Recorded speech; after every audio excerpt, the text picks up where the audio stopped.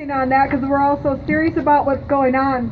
But when we listen to the MCs over there at Standing Rock talk, it was the same guy every day when we were there. And I don't know how many of you guys know native humor, but they're pretty funny. So when somebody would get done talking, they'd go to the microphone, or somebody would walk by and they'd go, "Minnie Wichone!" And then everyone would yell it back, and they'd go back and forth. So, and then at the end, the guy, I don't know who he was, but he would go, "Standing Rock," really deep in his voice.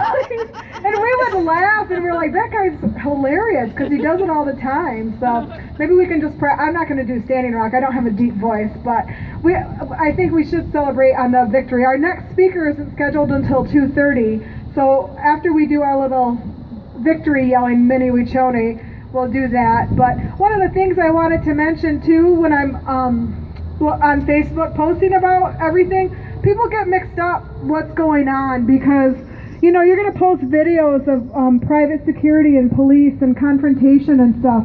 One of the messages that I really want to make clear, that I am not, or my goal of playing those videos or showing them is not anti-police at all.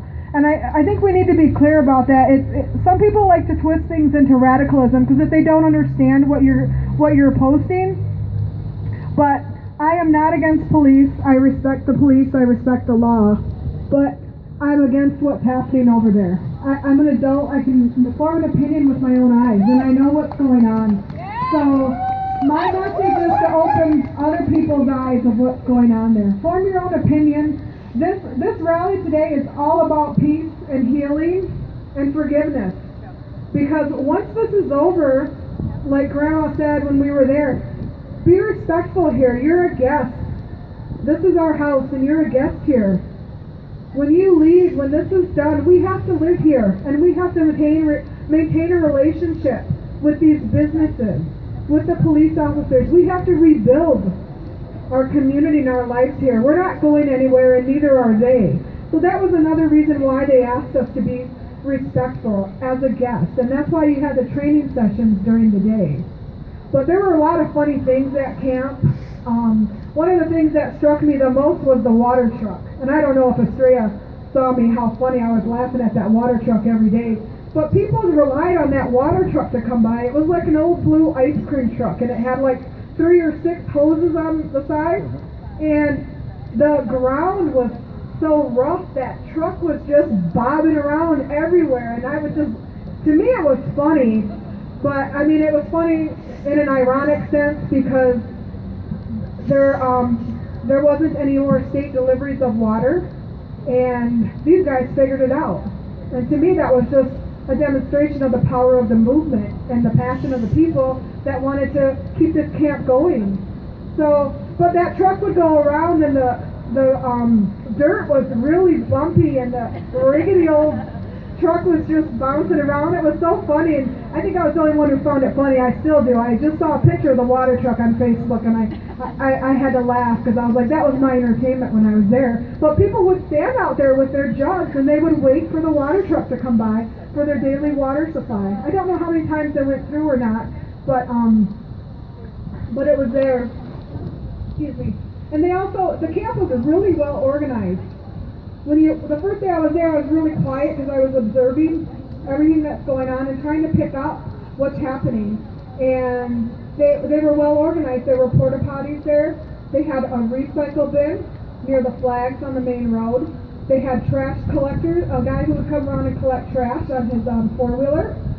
And they had people walking around. That North Dakota wind picks up. No joke.